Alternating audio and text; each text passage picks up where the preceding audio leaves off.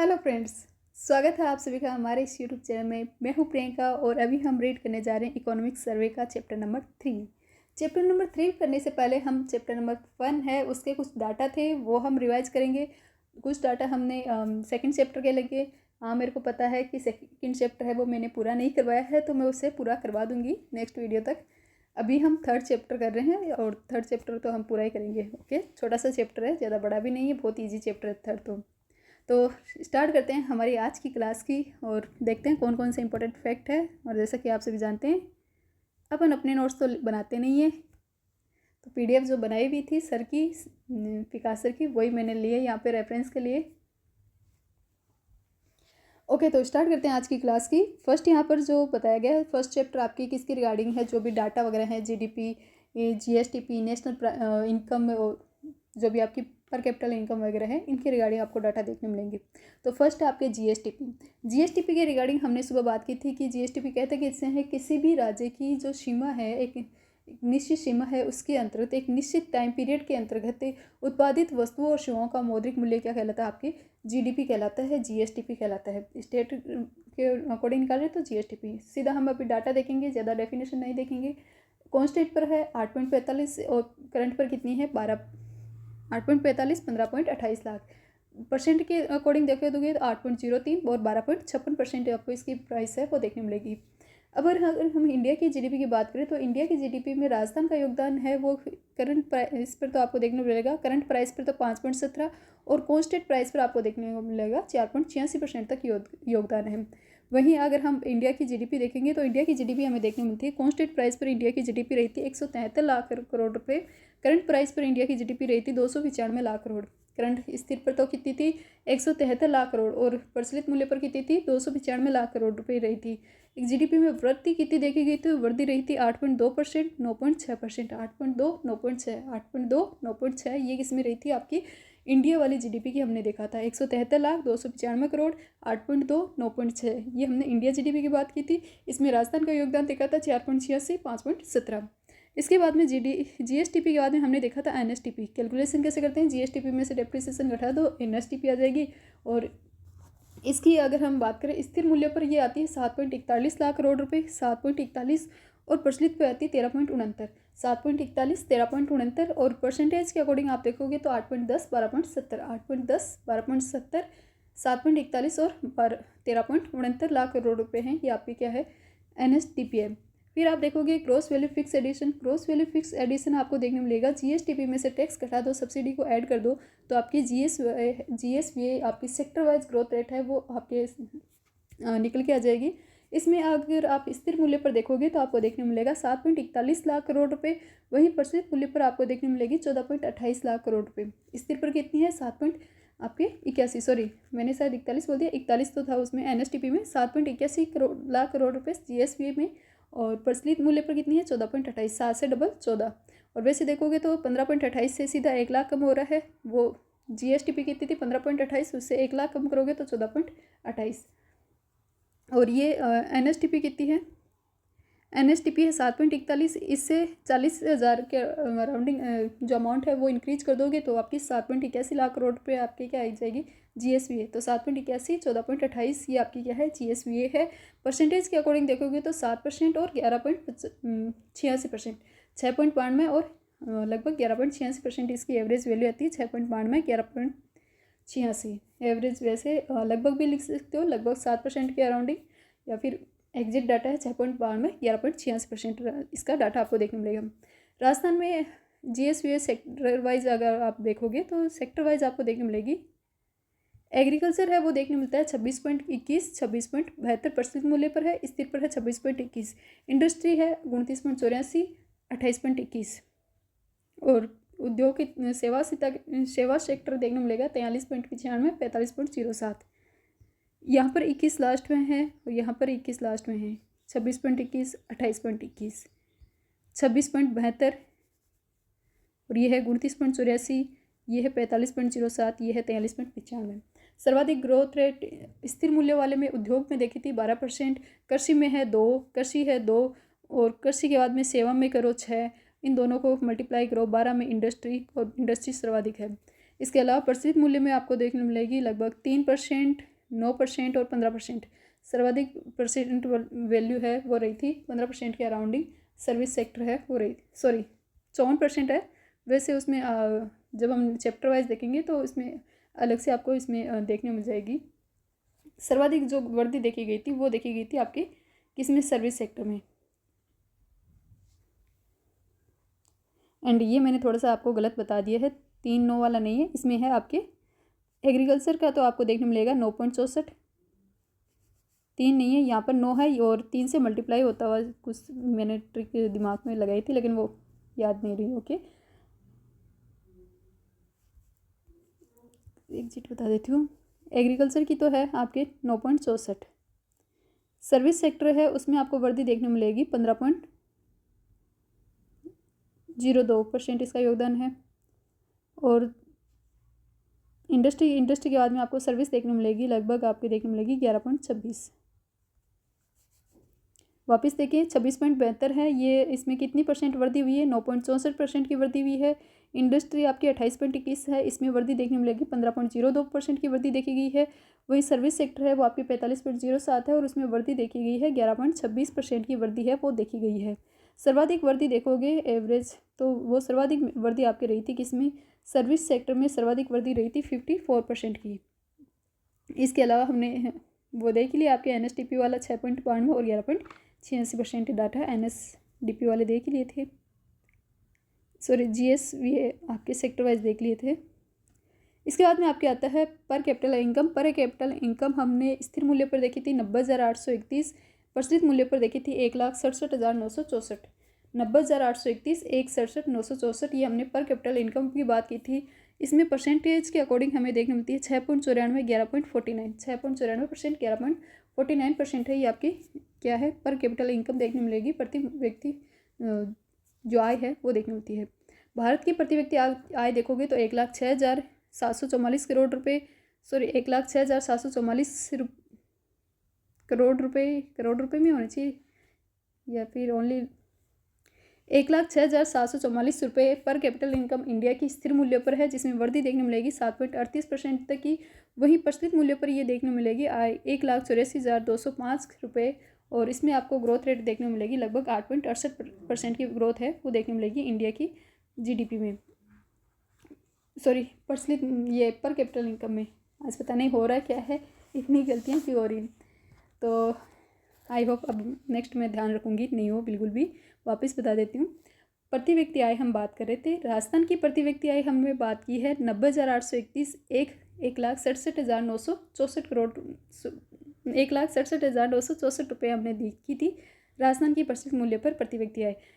हमने इसका परसेंटेज के अकॉर्डिंग वैल्यू देखी है 6.94 और 11.49, इसकी परसेंटेज के अकॉर्डिंग हमने वैल्यू देखी थी।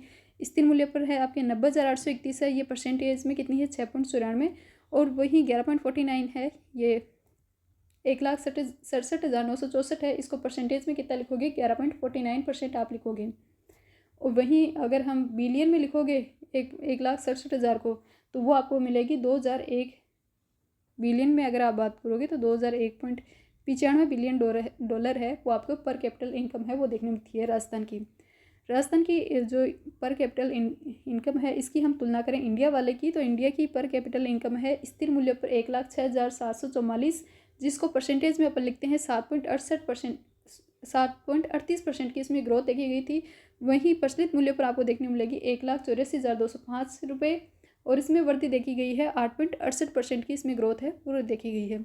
इसके अलावा हमने बात की थी राजस्थान के GDP और जो WPI बेस ईयर है उसको चेंज करने की रिगार्डिंग चर्चा चल रही थी, तो वो भी हम राजस्थान की तो GDP हमने देखी थी बिलियन में हमने देखा था 182 बिलियन डॉलर है वो बताई गई थी आपके जो 9 से 11 दिसंबर के मध्य जो एक प्रोग्राम आयोजित किया गया था राजस्थान के में, मिस अभी मैं नाम भूल रही हूँ मैं उसकी थीम थी रिप्लेट रिस्पॉन्सिबल रेडी विकसित राजस्थान, इससे कुछ नाम था, मैंने सुबह वाले आपकी क्लास में भी बताया है, अभी मुझे याद नहीं आ रहा है।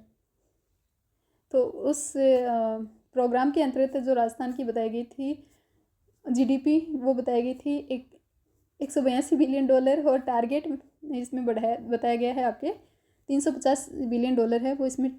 राइजिंग राजस्थान वाला जो प्रोग्राम हुआ था उसमें राइजिंग राजस्थान में बताई गई थी कि जो राजस्थान की जीडीपी है वो अगर आप बात करोगे 15.28 लाख जिसे करोड़ रुपए आप बता रहे हो, वो बिलियन में देखोगे तो 182 बिलियन डॉलर है, और जिसमें लगातार 5 वर्षों से लगातार वृद्धि हो रही है। इसे हम बढ़ाकर टारगेट हमारा है कि 350 बिलियन डॉलर तक लेकर जाएं, ये गवर्नमेंट का टारगेट है। वही इंडिया के लेवल पर कुछ चेंज किए जा रहे हैं, जिसमें WPH को चेंज करने के लिए रमेशचंद्र वर्किंग ग्रुप बना है। वहीं जीडीपी को चेंज करने के लिए बी गोल्डर या इसका फुल नेम आप देख लेना, बी गोल्डर ग्रुप है वो बना है। हमने जीडीपी में से ऐसे याद किया था, जीडीपी में डी आ रहा है, गोल्डर में भी डी आ रहा है, जीडीपी गोल्डर। फिर WPI का बेस ईयर हमने बात की थी 1999-2000 है। कौन सा डिपार्टमेंट निकालता है? आर्थिक और सांख्यिकी निर्देशालय द्वारा निकाली जाती है। 154 वस्तुओं का लिया जाता है। प्राइमरी में 75 वस्तुएं हैं जिनका भारांश है 33%। मैन्युफैक्चरिंग में 69% वस्तुएं हैं, उनका भारांश आपको 49 देखने मिलता है। राउंड फिगर में यहाँ पर लिखे हुए हैं 33 की जगह तो 33 पॉइंट कुछ था उसको 34% लिखा हुआ है, और 49 पॉइंट कुछ परसेंट था तो उसको 50% लिखा हुआ है। वहीं फ्यूल का देखोगे तो फ्यूल का आपको देखने मिलेगी 10 वस्तुएं हैं और उनका भारांश 16% है। सर्वाधिक इसमें वृद्धि देखने को मिलेगी तो वो आपको प्राइमरी सेक्टर में सर्वाधिक वृद्धि है वो देखने मिलती है। WPI है वो मासिक आधार पर जारी किया जाता है। राजस्थान का WPI आपको देखने मिलेगा 385.8 से बढ़कर कितना हो गया है 387.9 है, ये हो गया है, और इसमें 0.54% की ग्रोथ है वो आपको देखने मिलेगी। 385.8 से 387.9 हो गया है, और इसमें 0.54% की ग्रोथ है वो देखने मिलेगी। इंडिया की बात करोगे तो इंडिया में 151.3 से बढ़ा 151.3 ही लास्ट ईयर था, 151.3 ही इस वर्ष है वो WPI देखने मिलेगा। और इसका आधार ईयर कौन सा है? बेस ईयर है 1999-2000। आर्थिक एवं सांख्यिकी निर्देशालय इसके द्वारा जारी किया जाता है। फिर आता है आपके CPI, IW, AL, RL और जॉइंट, यानी कि अर्बन और रूरल वाला।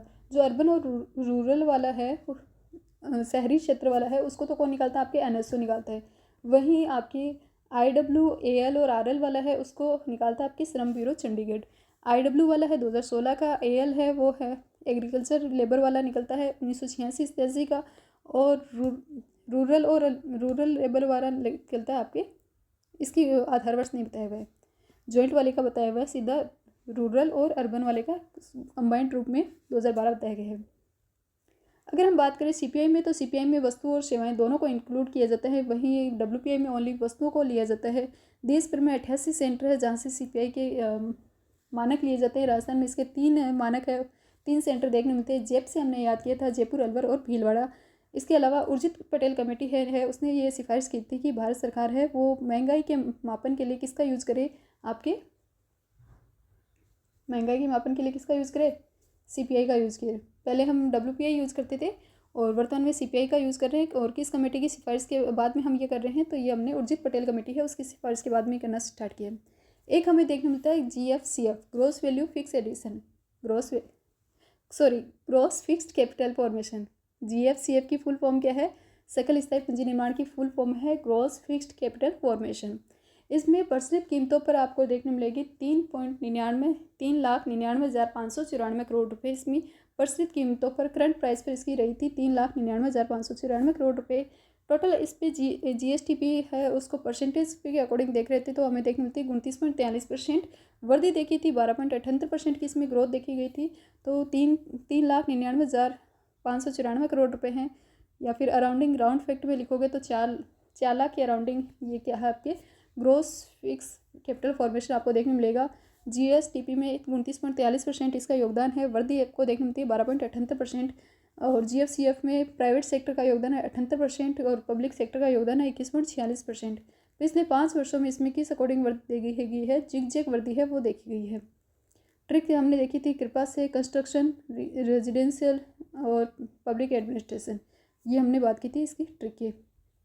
इसके अलावा हमने कुछ एग्रीकल्चर वाले डाटा भी देखे थे मॉर्निंग में, तो कुछ डाटा 2-3 पेज वाले जो डाटा है वो रिकॉल कर लेते हैं और उसके बाद में हम 3rd चैप्टर स्टार्ट कर देंगे। तो एग्रीकल्चर वाले डाटा में हमने बात की थी कि इनका योगदान किस अकॉर्डिंग बढ़ रहा है, क्रॉप्स वाला।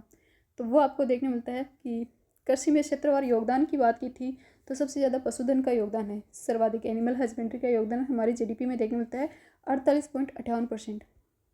नॉर्मली हम कहते हैं कि हमारा देश है वो कृषि प्रधान है, राजस्थान में कृषि प्रधान इकोनॉमी है, लेकिन राजस्थान में कृषि प्रधान इकोनॉमी के साथ साथ जीडीपी में जो मैक्सिमम योगदान आपको देखने मिलेगा वो पशुधन का, एनिमल हस्बेंड्री का मैक्सिमम योगदान देखने मिलेगा। फसल से भी ज़्यादा है, फसल का तो है 44.53, वहीं एनिमल हस्बेंड्री का आपको देखने मिलेगा 48.58%। तो ये परसेंटेज आप याद रखना कि एनिमल हस्बेंड्री का कितना है 48.58% है, वो एनिमल हस्बेंड्री का योगदान है। वहीं क्रॉप्स वाले का आपको देखने मिलेगा 44.53%, 44.53% है वो क्रॉप्स का है। फॉरेस्ट्री का आपको देखने मिलेगा 6.40%, फॉरेस्ट्री का योगदान कितना है 6.40, और फिशरी का योगदान देखने मिलेगा 0.49% आपको फिशरी का योगदान देखने मिलेगा। सर्वाधिक वृद्धि फिशरी वाले में देखी गई है, 15.82% की वृद्धि है वो फिशरी में देखी गई है। क्रॉप्स वाले को छोड़ दे तो पशुधन हो, वानिकी हो और मत्स्य, तीनों में वृद्धि हुई है, क्रॉप्स वाले में कमी है वो देखी गई है। वापिस देखें, पशुधन में 44.58 है, पशुधन में है 48.58 है, क्रॉप्स में है 44.53 है, फॉरेस्ट्री में आपको 6.40 देखने मिलेगा और मत्स्य में 0.49% है वो देखने मिलता है। वहीं हमने बात की थी जीडीपी में इनके कृषि के योगदान के स्थिर मूल्य पर और प्रचलित मूल्य पर। स्थिर मूल्य पर यहाँ पर बताया गया था जीडीपी में 26.21% का योगदान है, और वैल्यू के टर्म पर आप देखोगे तो 2.5 लाख करोड़ रुपए आपको देखने मिलेगी। वहीं प्रचलित मूल्य पर 26.72 है, वो वैल्यू के टर्म पर आपको देखने मिलेगी 3.82 लाख करोड़ रुपए देखने मिलेगी। तो 2.5 लाख करोड़ रुपए या फिर 3.82 लाख करोड़ रुपए है वो आपको क्या देखने मिलती है, कृषि है इसका जीडीपी में योगदान देखने मिलता है 2.5 लाख 3.82 लाख करोड़। इसमें पिछले वर्षों की तुलना में वृद्धि की देखें तो कृषि की वृद्धि हुई थी 2% की, 2.13% की, और स्थिर मूल्य पर 2.13, प्रचलित मूल्य पर देखने मिलती है 9.64। स्थिर मूल्य पर 2.13, प्रचलित पर है 9.64। स्थिर पर 2.13, प्रचलित पर है 9.64। लैंड यूज हमने देखा था, लैंड यूज है वो टोटल जो कुल भौगोलिक क्षेत्रफल है वो है 342.81 लाख हेक्टर है। वो कुल एरिया है, वो कुल भौगोलिक एरिया आपको देखने मिलेगा 382.81 लाख हेक्टर है। इसमें शुद्ध बोया गया क्षेत्र कितना है 53.74% है। बंजर भूमि 8 है, बंजर भूमि 10 है, वानिकी 8 है, उस और कृषि योग्य देखने मिलती है 6.89 है। इसके अलावा अतिरिक्त हमने देखी थी 6% के अराउंडिंग, कुछ चालू अन्य चालू प्रोडक्ट वाली भी देखी थी 4%, 5% वाली, और सबसे लास्ट में हमने देखी थी वृक्षों के झुंड है 0.09% वृक्षों के झुंड आपको देखने मिलेगी। 53% के अराउंडिंग आपके शुद्ध बोया गया क्षेत्रफल है। बंजर भूमि 10 है, वानिकी 8 है और उससे कितनी है 7 है, और न्यूनतम वृक्षों के झुंड कितने हैं 0.09% देखने मिलेगी। और टोटल जो एरिया है, कुल भौगोलिक एरिया वो कितना है 342.81 लाख हेक्टर देखने मिलेगा। प्रचलित जोत धारकों की हमने बात की थी, प्रचलित जोत धारक है वो देखने मिलती है। कृषि गणना 2010-11 और 15-16 में तुलना की गई है। 10-11 में थे जोत धारक है उनकी संख्या थी 68.88 लाख, वहीं इनकी संख्या बढ़कर 2015-16 में कितनी हो गई थी 76.55 लाख करोड़, 76.55 लाख हो गई थी। ग्रोथ हमें देखने मिलती है 11.14% की इसमें ग्रोथ हुई थी। कुल एवरेज कुल भौगोलिक क्षेत्र का क्षेत्रफल में आप देखोगे तो 1.24% की इसमें कमी देखने मिलती है। वहीं एरिया देखते हैं तो एरिया है वो 211 लाख हेक्टर से घटकर कितना हो गया है 208 लाख हेक्टर हो गया था। एवरेज लैंड होल्डिंग है वो 3.07 से घटकर 2.73% हो गई थी, और इसमें 1.07% की कमी देखने मिलती है। महिला जोत धारक है वो थी आपकी 5.46 से बढ़कर 7.75 लाख हो गई थी। 42% इसमें वृद्धि देखने मिलती है। और एरिया अकॉर्डिंग देखोगे तो एरिया अकॉर्डिंग 24% ही बढ़ा है, संख्या में 42% बढ़ोतरी हुई है। 5.46 से सीधी कितनी हो गई थी 7.75 लाख हो गई थी। इसके अलावा हमने मार्जिनल स्मॉल फार्मर वाला भी देखा था। मार्जिनल जो किसान है 1 हेक्टर से कम जिनकी भूमि है वो थे 40%, सर्वाधिक यही थे। स्मॉल वाले देखने मिलते हैं 1 से 2 हेक्टर वाले वो आपके 22% है। सेमी मीडियम 18 है, वो है आपके 2 से 4 हेक्टर जिनके पास ज़मीन है। मीडियम आपको देखने मिलेंगे 15% और जिनके पास 4 से 10 हेक्टर तक की ज़मीन है। और लार्ज आपको देखने मिलेंगे 4.69% और जिनके पास 10 हेक्टर से ज़्यादा ज़मीन है। सर्वाधिक कमी आपको लार्ज वाले एरिया है, लार्ज लैंड होल्डिंग है, बड़े आकार की भू जोत धारक हैं उनकी संख्या में सर्वाधिक कमी देखने मिलेगी। वहीं मार्जिनल लैंड होल्डिंग है इसकी संख्या में सर्वाधिक वृद्धि देखने मिलती है। कुल उत्पादन हमने देखा था 245 लाख हेक्टर है, मेट्रिक टन है वो कुल उत्पादन हुआ था, जिसमें 3.08% की कमी है वो देखी गई थी। मौसम के आधार पर हमने खरीफ फसल देखी थी 89, रबी देखी थी 155, अनाज देखे थे 208 और 36 देखे थे दलहन। तिलहन है वो देखे थे 101, गन्ना देखा था 3.28, सर्वाधिक वृद्धि गन्ने में देखी गई थी। कपास देखा था 26 लाख मीट्रिक टन, सबसे ज़्यादा सर्वाधिक कमी है वो कपास में 5% की देखी गई थी। इसके अलावा खाद्यान्न 245 लाख मीट्रिक टन था, जिसमें 3.08% की कमी हुई थी। राजस्थान का योगदान देखा था तो राजस्थान में हमने बात की थी बाजरा, सरसों, तिलहन और गंवार, इन 4 फसलों में राजस्थान फर्स्ट है।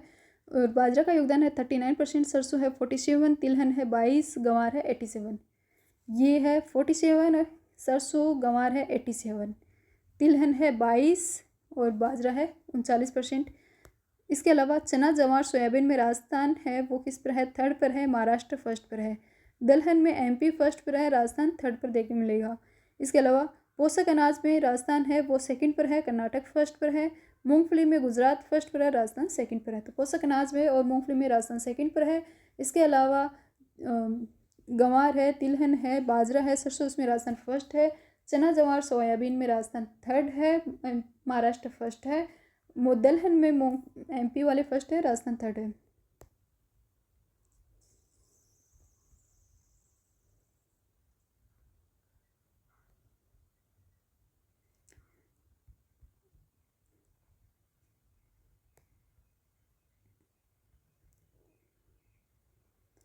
अब आपके स्टार्ट हो जाता है तीसरा चैप्टर राजीविका के रिगार्डिंग। तीसरा चैप्टर आपके बताया गया पंचायती राज के रिगार्डिंग। पंचायती राज में फर्स्ट जो आपके फैक्ट बताया गया है वो है राजीविका के रिगार्डिंग। राजीविका है इसकी गठन है वो सोसाइटी एक्ट 1958 के तहत हुआ था। गठन 2010 में हुआ था। 1958 का एक्ट है, उसके तहत इसके अध्यक्ष कौन होते हैं? सीएम होते हैं। इसके उपाध्यक्ष है वो आपको कौन देखने मिलते हैं? ग्रामीण विकास विभाग के जो मंत्री होते हैं वो इसके उपाध्यक्ष देखने मिलते हैं। सेल्फ हेल्प ग्रुप के साथ मिलकर ये राजीविका कार्य करती है। सेल्फ हेल्प ग्रुप है उनके साथ मिलकर कार्य करती हैं। और इसके अलावा इसका काम क्या होता है? लोगों की इनकम है वो ग्रामीण क्षेत्र में इनकम है उसको बढ़ाना। डिपार्टमेंट इसके रिगार्डिंग आपको देखने मिलेगा, department of rural and development वाला ग्रामीण विकास मंत्रालय है। डिपार्टमेंट ऑफ रूरल डेवलपमेंट है वो आपको इसका डिपार्टमेंट है, विभाग है वो देखने मिलेगा। तो राजीविका हमने देखी है अक्टूबर 2010 में बनी। सोसाइटी जो रजिस्ट्रेशन एक्ट है 1958 उसके तहत बनी है। डिपार्टमेंट है ग्रामीण विकास मंत्रालय। राजीविका में डिपार्टमेंट ग्रामीण विकास मंत्रालय हो गया। और इसके अध्यक्ष कौन होते हैं? सीएम। और उपाध्यक्ष कौन होते हैं? ग्रामीण विकास विभाग के जो भी मंत्री वगैरह हैं वो इसके उपाध्यक्ष होते हैं और सेल्फ हेल्प ग्रुप के साथ मिलकर कार्य करते हैं। इसके अलावा इसमें इसके द्वारा कुछ स्कीम भी चलाई जाती हैं। केंद्र की आपको 3 स्कीम देखने को मिलेगी, राज्य की 2 स्कीम है। केंद्र की फर्स्ट है राष्ट्रीय ग्रामीण आजीविका मिशन। वही राजस्थान वालों में देखोगे राज्य वाली तो वो है आपके राज्य आजीविका, राजस्थान वाली जो राज्य ग्रामीण आजीविका मिशन है। नेशनल एक तो है नेशनल ग्रामीण आजीविका मिशन, एक है राज्य ग्रामीण आजीविका मिशन। इसके अलावा केंद्र की एक कौन सी चल रही है? आर्थिक रूपांतरण की रिगार्डिंग स्कीम चल रही है। और एक चल रही है आपकी प्रधानमंत्री आवास योजना ग्रामीण। प्रधानमंत्री आवास योजना ग्रामीण है वो भी राजीविका द्वारा संचालित की जाती है। वहीं प्रधानमंत्री आवास योजना शहरी ये आपको कौन से डिपार्टमेंट से देखने को मिलेगी? स्वायत्त शासन विभाग की रिगार्डिंग। और ग्रामीण कौन सा रहा है? आजीविका। और राज्य में देखोगे तो राज्य में इसके द्वारा 2 स्कीम चलाई जाती है। एक है आपकी राज्य आजीविका ग्रामीण मिशन और एक आपकी है एम पावर मिटिगेशन पावर, जो गरीबी शमन के रिगार्डिंग जो स्कीम है वो आपको देखने मिलती है। राष्ट्रीय ग्रामीण आजीविका मिशन है इसकी स्टार्टिंग कब हुई थी? जो जून 2011 में, जून 2011 में स्टार्ट हुआ है। इसके अलावा ये आपके राज्य की जो भी कितने ज़िले हैं अराउंडिंग, ये तो संपूर्ण राज्य में ओके।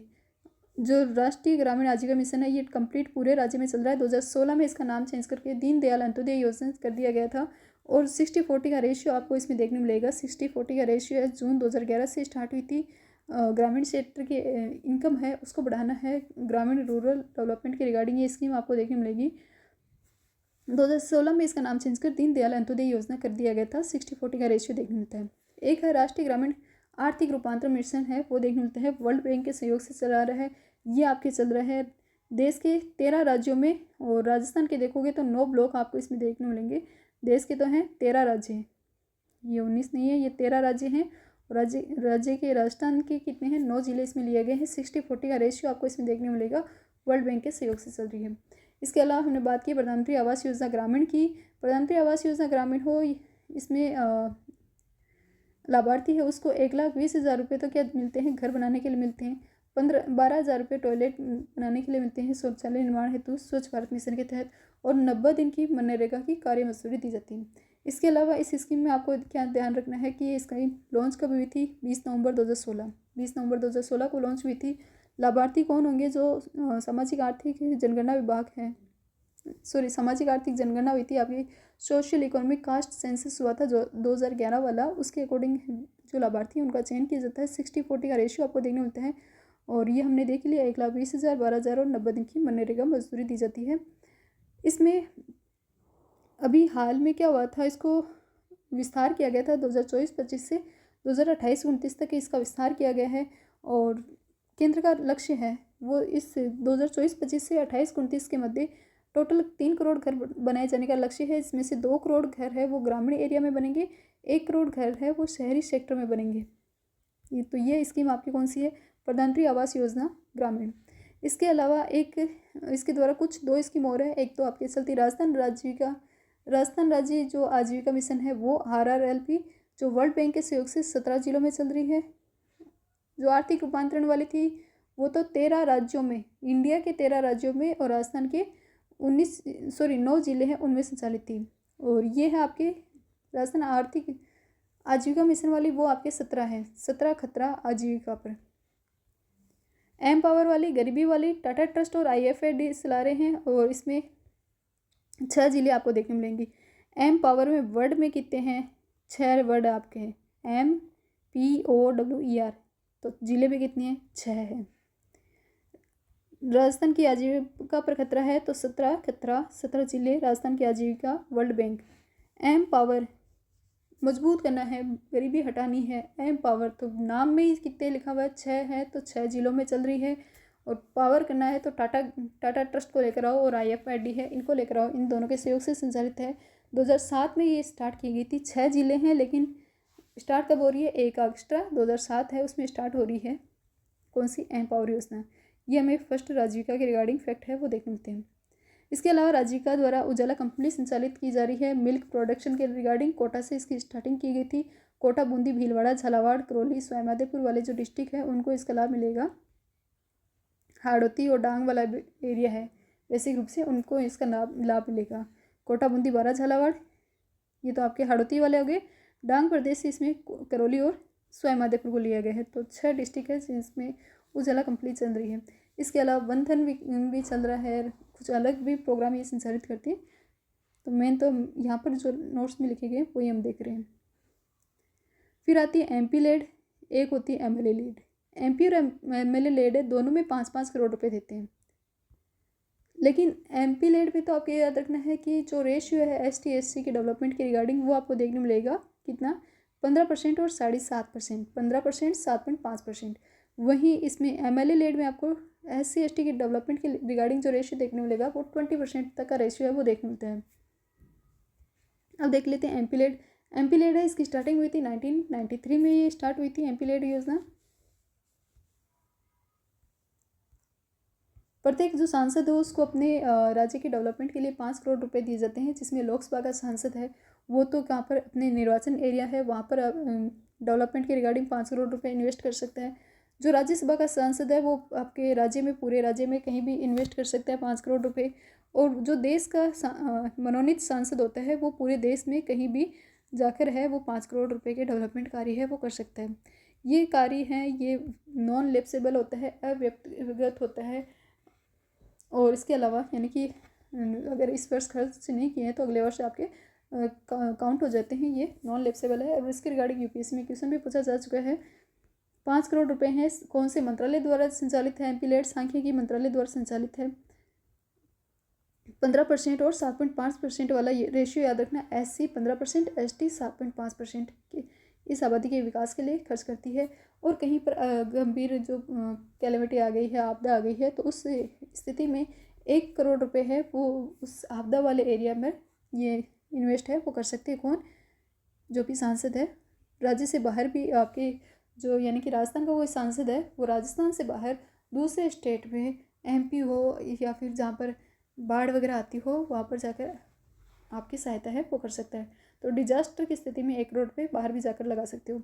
सांसद इसमें अनुशंसा करता है और क्रियान्वयन इसमें किसके द्वारा किया जाता है, जिला कलेक्टर के द्वारा इसमें क्या किया जाता है, क्रियान्वयन किया जाता है, सांसद के द्वारा अनुशंसा की जाती है। ये कौन सी आपकी MP लेड है। इसके बाद में MLA लेड, इसमें है ना SC ST के विकास के लिए कंबाइंड रूप से टोटली 20% दिए जाते हैं। उसमें तो थे 15% और 7.5% आपकी MP में, MLA में 20% कर दिया, वही 5 करोड़ रुपए हैं इसमें देखने मिलते हैं।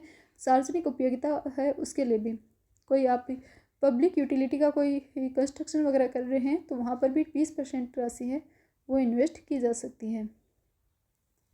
तो ये आपके MLA लेड है योजना देखने मिलती है। इसके अलावा कुछ अन्य योजनाओं में आपको देखने मिलेगी। एक है बॉर्डर एरिया डेवलपमेंट प्रोग्राम, 7वीं पंचवर्षीय योजना से इसकी स्टार्ट हुई थी 1993 के अराउंडिंग। और ये राज्य के बॉर्डर एरिया, बॉर्डर के जो पहले थे 5, वर्तमान में वापस 4 हो गए हैं। वही पुराने वाले 4 जिले आपके गंगानगर, बीकानेर, जैसलमेर और बाड़मेर। और पहले बीच में नया डिस्ट्रिक्ट बना था जब जिलों की संख्या 50 हुई, तो इसमें अनूपगढ़ को भी शामिल किया गया था। तो जो इको सर्वे में डाटा लिखा हुआ है उसमें 50 जिलों के अकॉर्डिंग, कुछ जगह 50 के अकॉर्डिंग, कुछ जगह 33 जिलों के अकॉर्डिंग लिखा हुआ है। तो इसमें 5 जिले लिए गए हैं बॉर्डर एरिया डेवलपमेंट में। ये 5 जिले आपके बॉर्डर वाले हैं और गृह मंत्रालय द्वारा संचालित ये स्कीम है। 5 सीमावर्ती जिले आपको देखने मिलेंगे। 7वीं पंचवर्षीय योजना के अराउंडिंग 1993 के अराउंडिंग ये योजना चली थी। इसके अलावा ब्रज क्षेत्र आपके कहाँ पर है, अलवर भरतपुर के क्षेत्र, पूर्वी राजस्थान के अकॉर्डिंग होगा। तो 2024-25 में इस योजना की घोषणा की गई थी। पूर्वी क्षेत्र है, इसमें डिस्ट्रिक्ट नहीं बताए। ब्रज वाला तो आई थिंक वहीं से होगा चाहिए, भरतपुर अलवर की साइड में अलग जो यूपी से कनेक्टेड बेल्ट है उसी को ब्रज बोलते हैं, ब्रिज बोलते हैं। और ब्रिज क्षेत्र ये है, उसके विकास के लिए जो स्कीम लाई गई है बजट 2024-25 में। हालांकि इसमें डिस्ट्रिक्ट नहीं बताए गए हैं, इसमें ये बताया गया है पूर्वी राजस्थान के लिए ये योजना है वो लाई गई है। फिर आती है गोविंद गुरु जनजाति योजना। इसका नाम चेंज किया गया था और ये ये तो अभी नए वाले बजट की रिगार्डिंग है। जो नाम चेंज किया वो अलग है, वो गुरु गोलवलकर है, उसका नाम चेंज करके महात्मा जन भागीदारी कार्यक्रम किया गया था, वो अभी हम देखेंगे। ये आपकी है गोविंद गुरु वाली है। ये इसकी स्टार्टिंग हुई है 15 नवंबर 2024 को बांसवाड़ा में, जब आपके मुख्यमंत्री भजनलाल शर्मा गए हुए थे। हमने दिसंबर वाले जो करंट अफेयर्स वाले में देखा था।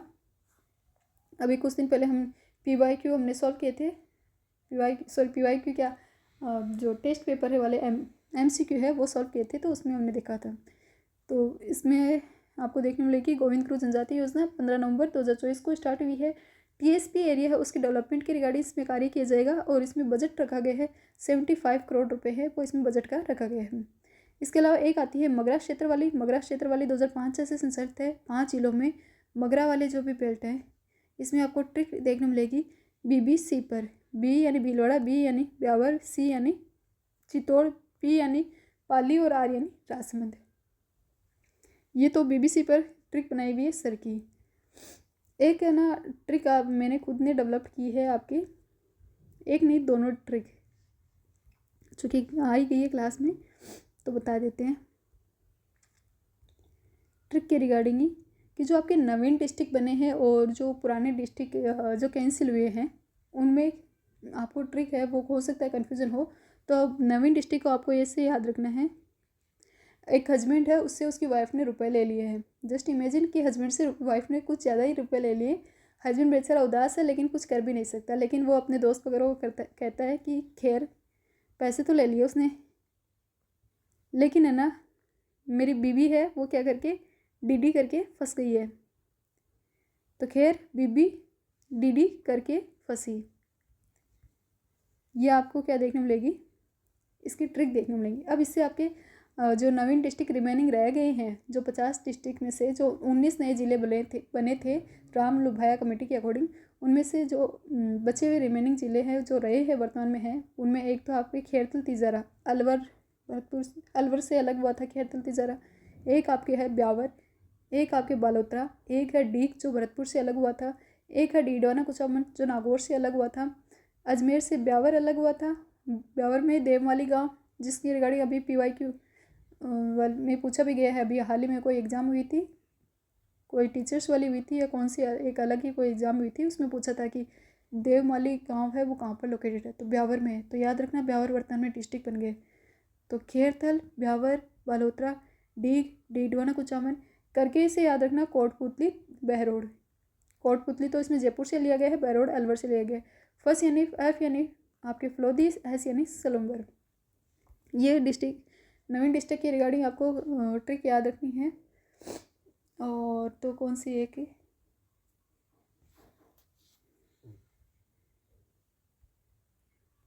एक आपको कि कौन से कैंसिल हुए उनके रिगार्डिंग आप ट्रिक देखोगे। तो कैंसिल वाले में आपको याद रखना है कि एक लड़की है अनु, वो क्या नहीं पीती, दूध नहीं पीती, तो अनु दूध नहीं पीती।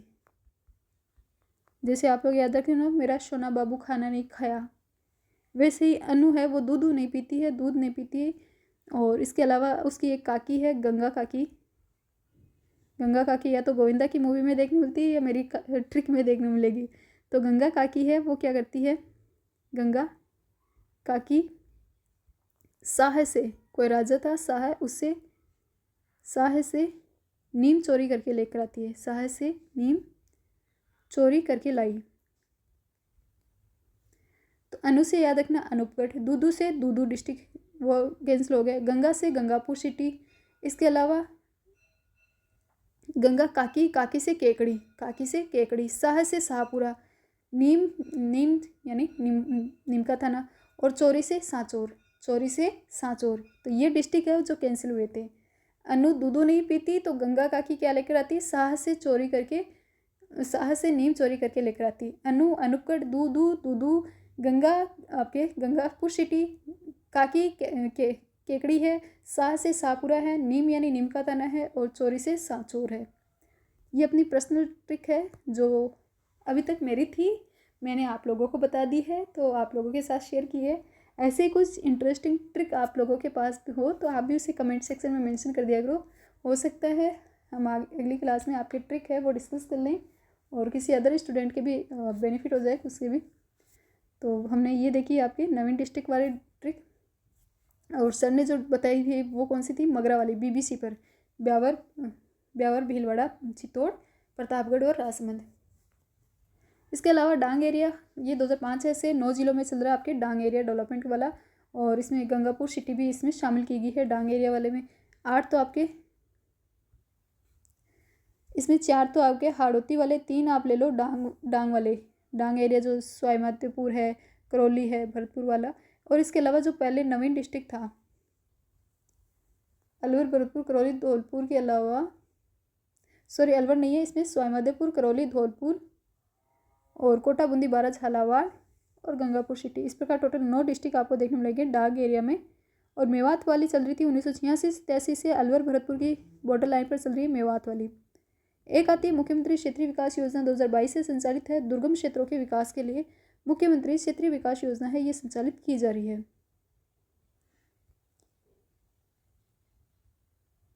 अब आती है आपकी मनरेगा।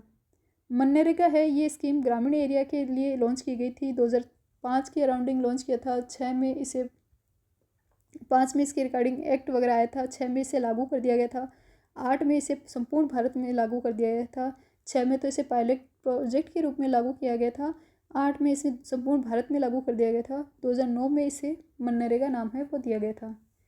नरेगा नाम पहले इसका था नरेगा, नरेगा से फिर नाम चेंज करके क्या दिया गया था, मनरेगा। मनरेगा है इसमें वर्क है, कोई भी व्यक्ति है ग्रामीण एरिया में रहता है तो प्रत्येक परिवार से एक व्यक्ति को इसमें जॉब दी जाती है। जॉब है कि है वो उसे 15 दिन में उसे एक जॉब कार्ड देकर जॉब दे देंगे। जॉब नहीं दी है तो गवर्नमेंट राज्य सरकार उसे क्या देगी, भत्ता देगी, अलाउंसेस देगी। जॉब कितने एरिया में देंगे, तो इस गांव के 5 किलोमीटर के एरिया है उसमें इसको जॉब दे देंगे। 5 किलोमीटर से बाहर की ओर देते हैं तो 10% एक्स्ट्रा मुआवजा राशि दी जाएगी, भत्ता दिया जाएगा और वो भी राज्य सरकार देगी।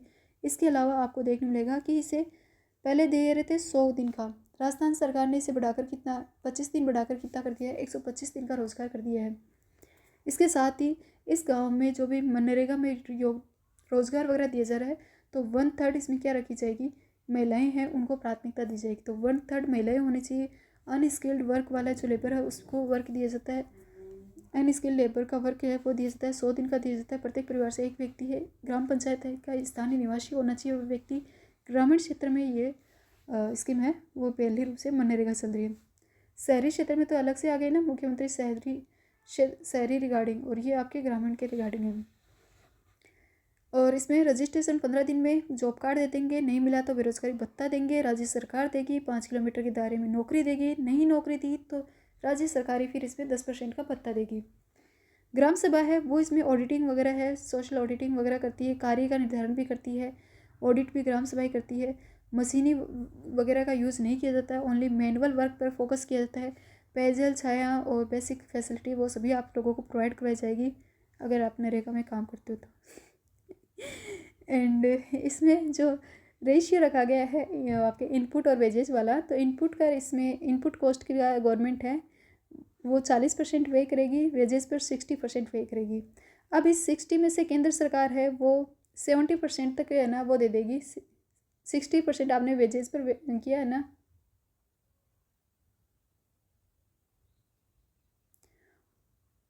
और इनपुट कॉस्ट का देगी 100%। तो इस प्रकार टोटल 90-10 का से रहता है रेशियो। आई थिंक ऐसे होना चाहिए।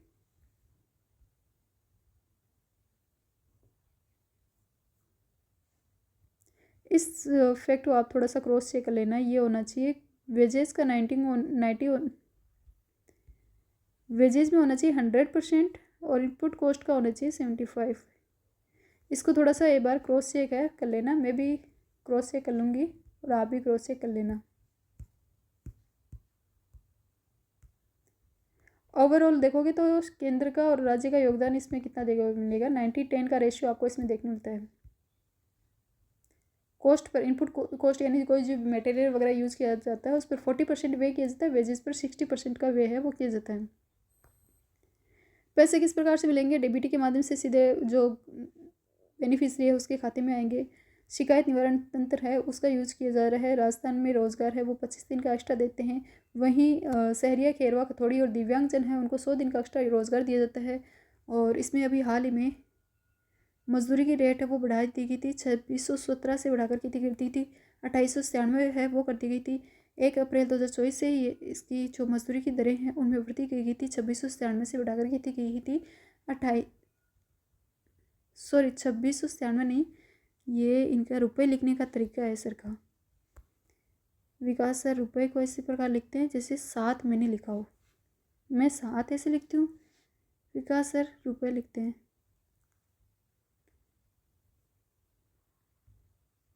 तो 261 से बढ़ाकर कितनी कर दी है 289 है रुपए है वो कर दी है क्या मनरेगा है उसकी जो प्राइस है वो इंक्रीज की गई है, 261 से बढ़ाकर कितनी गई है 289 है वो कर दिया गया है।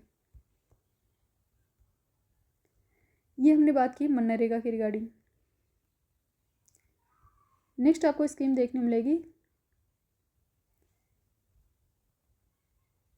सांसद आदर्श ग्राम योजना, 11 अक्टूबर 2014 से संचालित है। एक ग्राम पंचायत सांसद है वो एक ग्राम पंचायत गोद ले, चाहे वो लोकसभा से ले, निर्वाचन क्षेत्र से ले, चाहे पूरे राज्यसभा निर्वाचन क्षेत्र से, या नॉमिनेट कैंडिडेट है वो पूरे भारत से कहीं से भी ले। इसके तहत यानी कि 11 अक्टूबर से चल रही है आपकी सांसद आदर्श ग्राम योजना, और उसी के तहत एक स्टेट में आपके मुख्यमंत्री आदर्श ग्राम योजना भी स्टार्ट की गई थी। और उसमें प्रत्येक विधायक को कहा गया था कि आप भी एक गांव का चयन करोगे, और इसमें फर्स्ट फेज में 196 गाँव का चयन किया गया था और सेकंड फेज में 97 गाँव है उनका चयन किया गया था, किसमें मुख्यमंत्री आदर्श ग्राम पंचायत योजना जो आपके वसुंधरा राजे गवर्नमेंट ने स्टार्ट की गई थी। इसके अलावा एक चल रही है आपकी महात्मा गांधी जन भागीदारी योजना।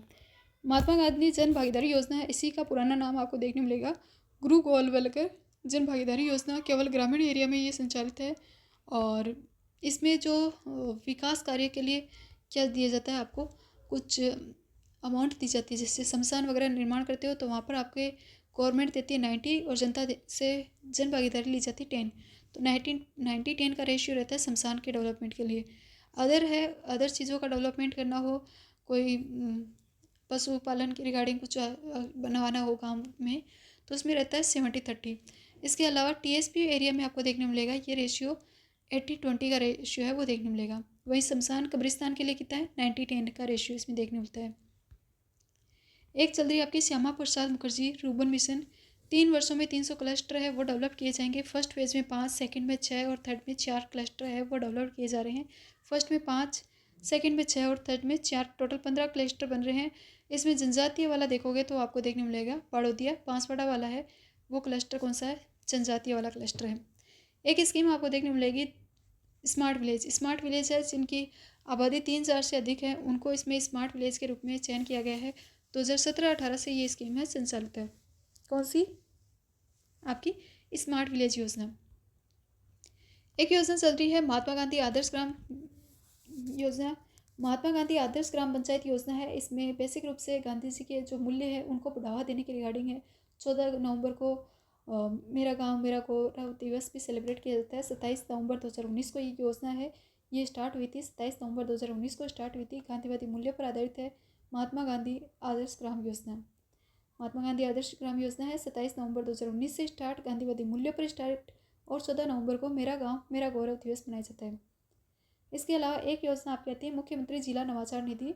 मुख्यमंत्री जिला नवाचार निधि है 2021-22 में स्टार्ट हुई थी, जिला कलेक्टर द्वारा संचालित है मुख्यमंत्री जिला नवाचार निधि।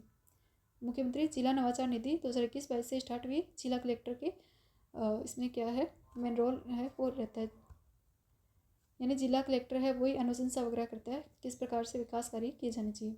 एक है स्व विवेक जिला कार्यक्रम, 2005 से स्टार्ट की गई थी। जिला कलेक्टर है वो कार्यों के लिए अधिकृत है स्व विवेक जिला कार्यक्रम में भी।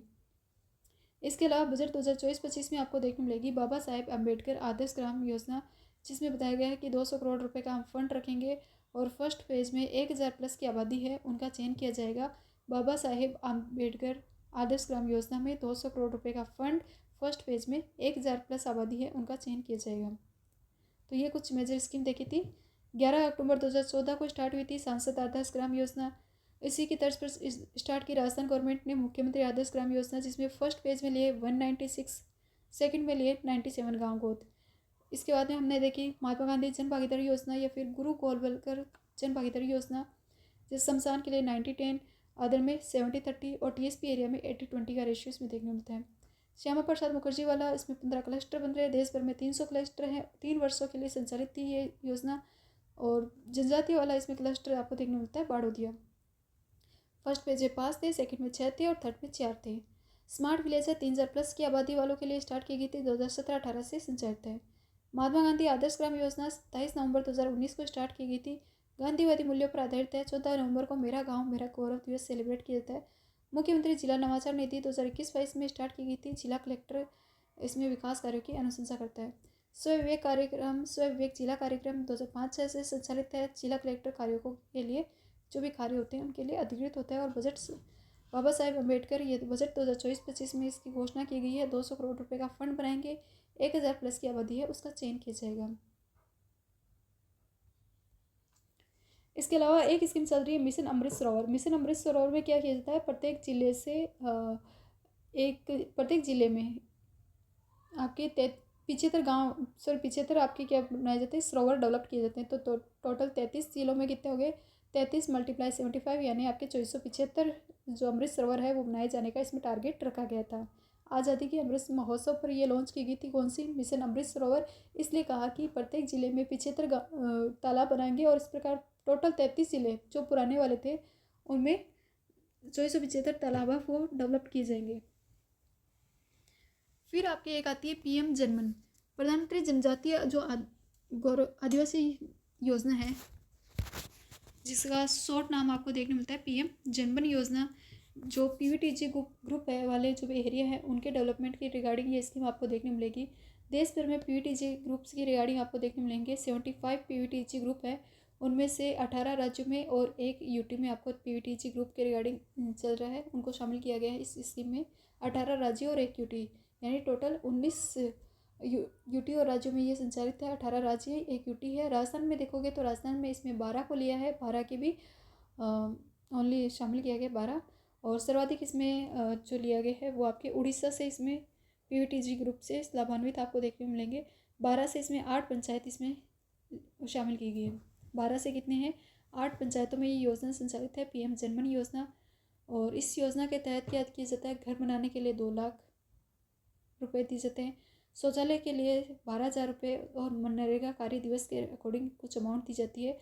इस प्रकार ओवरऑल इसमें 2.35 लाख करोड़ रुपए है वो दिए जाते हैं, किसमें, PM जन धन योजना में 2.35 लाख रुपए ओवरऑल देते हैं। 2 लाख घर निर्माण के लिए, 12,000 शौचालय और मनरेगा के तहत कार्य दिवस के तहत इसमें जो PVTG ग्रुप है उनके लिए अमाउंट है वो गवर्नमेंट प्रोवाइड करवाती है उनके डेवलपमेंट के रिगार्डिंग। इसके अलावा एक स्कीम आपको देखने मिलेगी बायोफ्यूल। बायोफ्यूल के रिगार्डिंग मिशन आपको 2005 का याद रखना है, पॉलिसी याद रखनी है। 2006 की अथॉरिटी बनी थी, 2007 में मिशन था, 4 सितंबर 2005 को आया था, अध्यक्ष बने थे CM। तो CM की अध्यक्षता में 4 सितंबर 2005 में बायोफ्यूल का मिशन लॉन्च किया गया था। 2006 में इसकी पॉलिसी बनी है, 7 में अथॉरिटी बनी है। इसके अलावा बंजर भूमि विकास बोर्ड बना है 22 दिसंबर 2016 को। इसका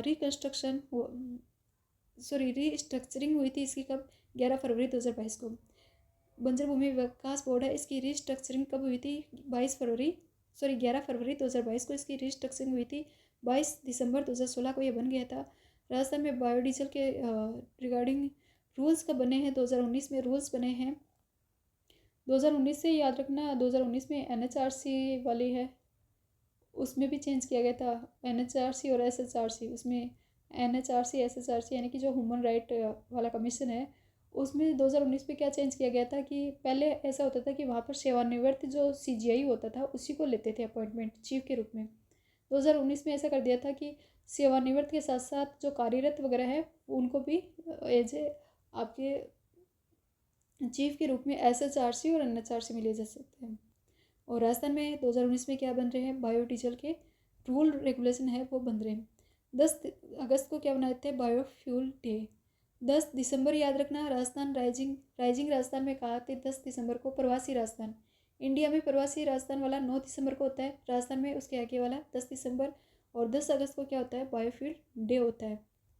इसके अलावा करंज और रतनचोद के पौधे हैं, उनके भी उनसे राजस्थान में अगर बात करें कि बायोफ्यूल बनाते कैसे हैं, किस पौधे का यूज़ करके बनाएंगे, तो करंज और रतनचोद के पौधे हैं उनको यूज़ करके बायोफ्यूल वो बनाए जाने का टारगेट है वो देखने मिलेगा। इसके अलावा नेक्स्ट आपको देखने मिलेगा पंचायती राज के रिगार्डिंग कुछ डाटा। राजस्थान में पंचायती राज की बात करोगे तो राजस्थान में पंचायती राज की स्टार्टिंग हुई थी 2 अक्टूबर 1959 में। बगतरी नागौर के बगतरी गांव से पंचायती राज है इसकी स्टार्टिंग हुई थी। इसको संवैधानिक दर्जा दिया गया था। 24 अप्रैल 1993 को इसको संवैधानिक दर्जा दिया गया था। 243G में पंचायत की शक्तियाँ बताई गई हैं। आर्टिकल देखोगे 243C कौन से संविधान संशोधन के तहत जोड़ा गया था, 73वें संविधान संशोधन है उसके तहत जोड़ा गया था। 73 कॉन्स्टिट्यूशन अमेंडमेंट एक्ट आया था 1992 में, उसके तहत आपके ये आर्टिकल 243 है ये ऐड किया गया था। पंचायती राज के रिगार्डिंग उसमें प्रावधान आपको देखने मिलेंगे 243 से 243 ओ तक, 243 से 243 ओ तक इसमें प्रावधान आपको पंचायती राज के देखने मिलेंगे। P से Z तक आपको नगरीय निकाय देखने मिलेगा। फिर ZS से ZT तक आपको उसमें सहकारिता के रिगार्डिंग प्रावधान वगैरह है वो देखने मिलते हैं। तो हम बात कर रहे थे पंचायती राज की स्टार्टिंग है वो राजस्थान में होती है 2 अक्टूबर 1959 को नागौर के बगतरी गांव से स्टार्ट होता है। संवैधानिक दर्जा इसे 24 अप्रैल 1993 में दिया गया था क्योंकि 73वां संविधान संशोधन हो गया था इस टाइम पर।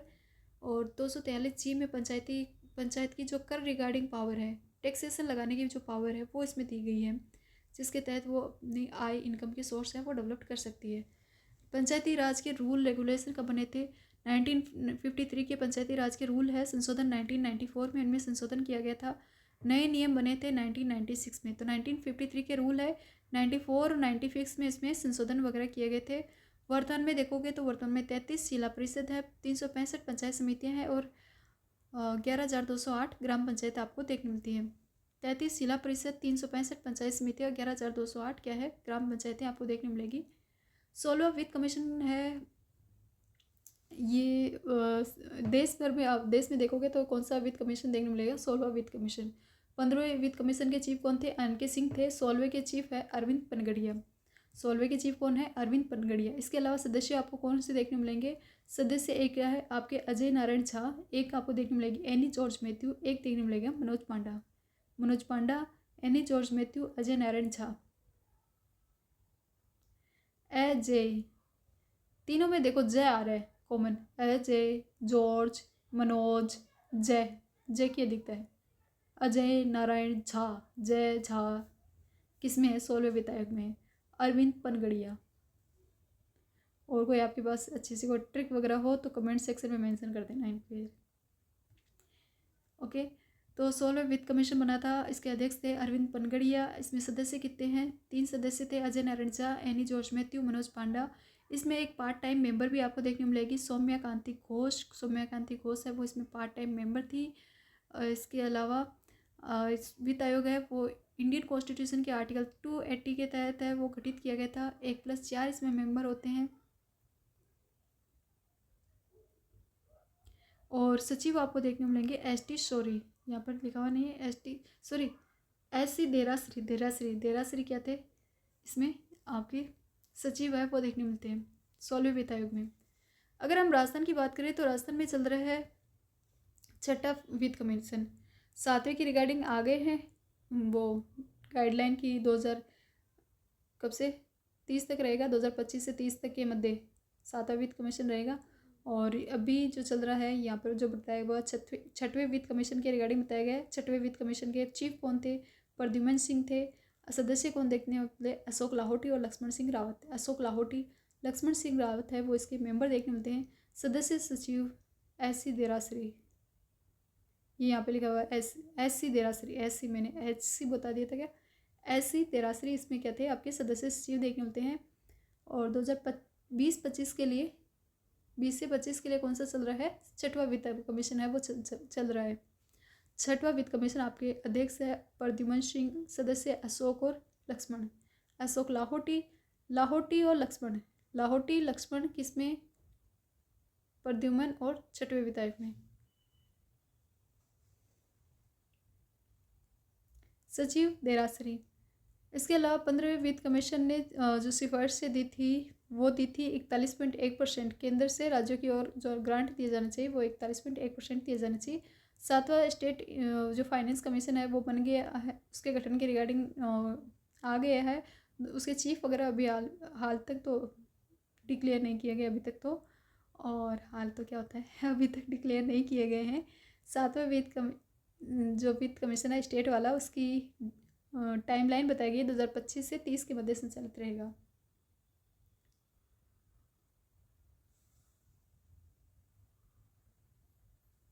कितना बड़ा है, 2 3 पेज और है।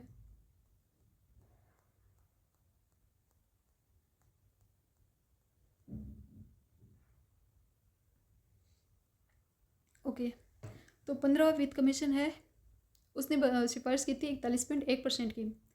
6ठवां वित्त कमीशन की बात करें तो 6ठवें वित्त कमीशन की अंतरिम रिपोर्ट आई थी 2020-21 में आई थी इसकी अंतरिम रिपोर्ट 21-22 के लिए, और एक रिपोर्ट आई थी इसकी 21-22 के लिए। इसकी अंतरिम रिपोर्ट आई है 2020-21 और 21-22 के लिए, सॉरी इसकी अंतरिम रिपोर्ट यहाँ पर बताई गई है 2020-21 और 21-22 के लिए इसकी अंतरिम रिपोर्ट है वो जारी की गई थी। और फिर इसकी जो बताई गई थी अंतरिम रिपोर्ट में बताया था कि स्टेट है वो लोकल गवर्नमेंट को कितनी देगी, 6.75% ग्रांट देगी। इस 6.75 को जो पंचायती राज है उसमें किया जाएगा 75.10 के रेशियो में, और अर्बन एरिया में दिया जाएगी 24.90 रेशियो में। तो 24.90 होगी अर्बन एरिया में और 75.10 होगी पंचायती राज में। और इसमें जो क्योंकि यह अंतरिम रिपोर्ट है तो इसमें बताया गया था कि हम जो इन्वेस्ट वगैरह करेंगे वो किस अकॉर्डिंग करेंगे, 75, 20 और 5% कुछ भी अवसंरचना निर्माण वगैरह हैं। इसके अलावा आपके PS जन कल्याणकारी के रिगार्डिंग 20% तक वो JP देख लेना आप, इसकी शॉर्ट फॉर्म वो लिखी हुई है, मेरे को भी अभी याद नहीं आ रहा। 75, 20 और 5% है वो इसमें बताए गए हैं किस अकॉर्डिंग।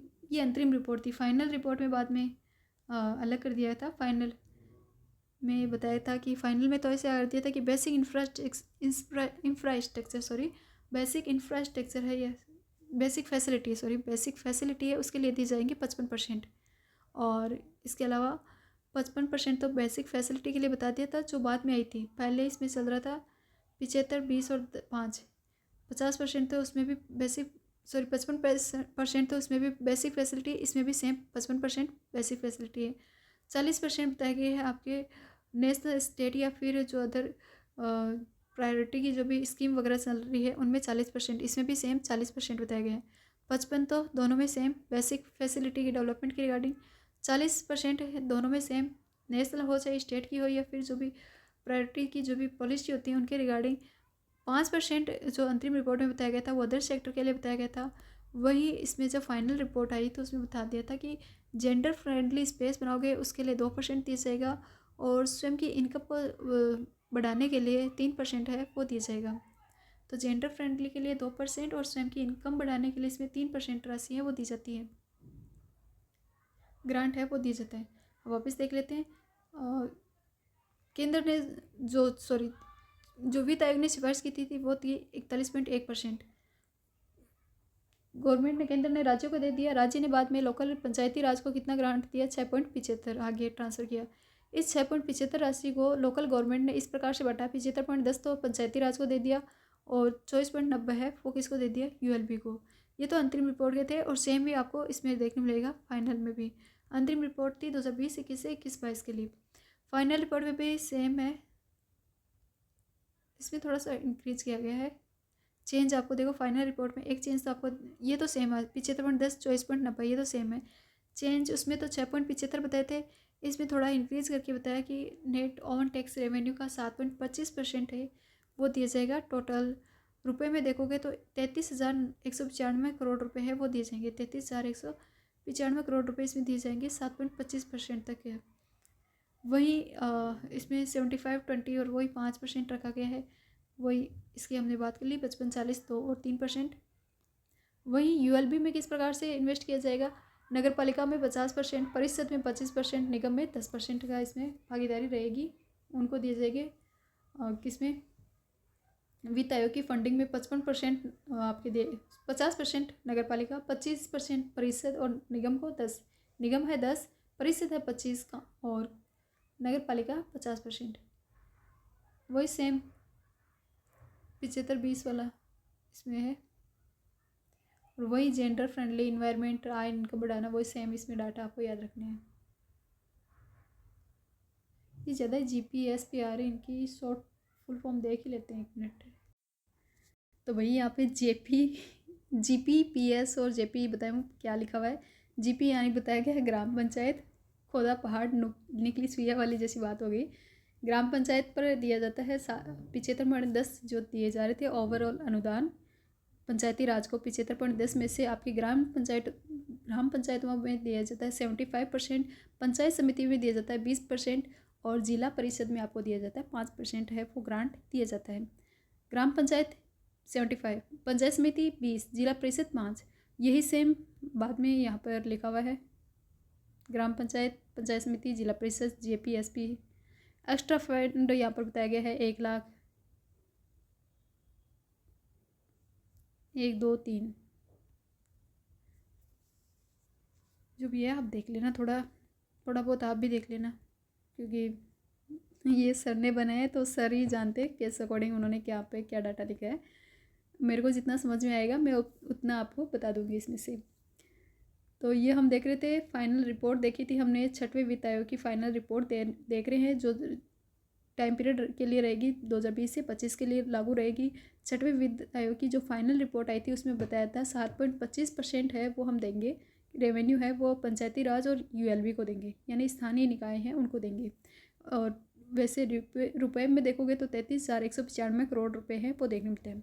इसमें से पंचायती राज को दिए गए थे 75.90, जिसको पंचायत समिति, जिला, ग्राम पंचायत और जिला परिषद में किस अकॉर्डिंग बांटा था, 5, 20 और 75 के रेशियो में बांटा था। वहीं यूएलबी को दिए गए थे इस 7.25 में से, या फिर कहें कि 33,195 में से यूएलबी को दिए गए थे 24.90, जिसे नगर पालिका में 25%, नगर परिषद और नगर निगम में 10% के रूप में डिवाइड किया गया था। और बेसिक फैसिलिटी वगैरह डेवलपमेंट के रिगार्डिंग, और यही सेम जो नेशनल स्टेट प्राथमिकता वाली जो पॉलिसी है उनमें के रिगार्डिंग यहाँ पर सेम वे है वो करना होगा।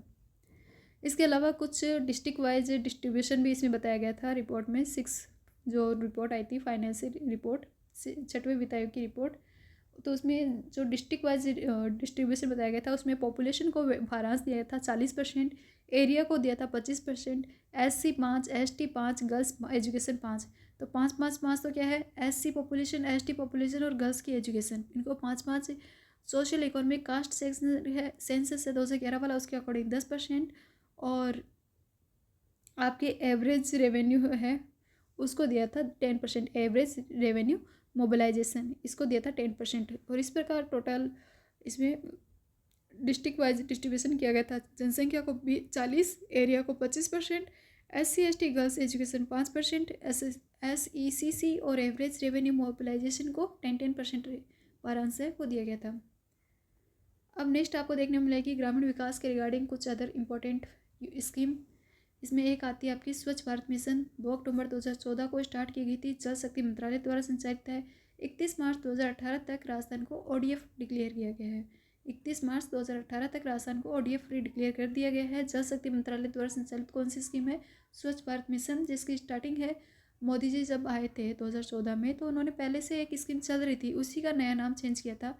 जो कि बीजेपी गवर्नमेंट में मैंने एक मैक्सिमम देखी है कि ये स्कीम का प्रचार प्रसार बहुत करती है, लेकिन जब प्रचार प्रसार करती है ना तो कोई ज़्यादा न्यू स्कीम नहीं लेकर आती। ये वैसे रूप से जो पुरानी योजनाएं थी उनका नाम चेंज कर देती है, लेकिन उनका एक वाइड क्या करती है, प्रचार प्रसार में इन्वेस्ट वगैरह करती है, प्रचार प्रसार मैक्सिमम करता है, तो इस वजह से वो नाम है वो फेमस हो जाता है। तो स्वच्छ भारत मिशन आप याद रखना, 2 अक्टूबर 2014 जल शक्ति मंत्रालय द्वारा संचालित, 31 मार्च 2018 को तक राजस्थान को ODF फ्री डिक्लेयर कर दिया है। फर्स्ट फेज में 2014 से 19 तक, सेकेंड फेज में 2020-21 से 2024-25 के लिए ये योजना संचालित है। 3 घटक इसमें लिए गए हैं, व्यक्तिगत शौचालय, कम्युनिटी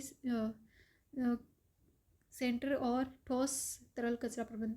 जो सॉलिड लिक्विड वेस्ट मैनेजमेंट है वो कम्युनिटी सेंटर और व्यक्तिगत शौचालय है वो बनाने के लिए 3 कंपोनेंट इसमें लिए गए हैं स्वच्छ भारत मिशन में। फर्स्ट जो कंपोनेंट है व्यक्तिगत शौचालय, उसमें BPL और APL परिवार है उसको 12,000 रुपये दिए जाते हैं। कम्युनिटी सेंटर के लिए एक ग्राम पंचायत को 3 लाख रुपये दिए जाते हैं। कम्युनिटी कॉम्प्लेक्स होना चाहिए, कम्युनिटी कॉम्प्लेक्स होना चाहिए आई थिंक। और ठोस लिक्विड जो वेस्ट मैनेजमेंट है उसके रिगार्डिंग भी वर्क है वो किया जाता है। ये आपको देखने मिलेगा स्वच्छ भारत मिशन में।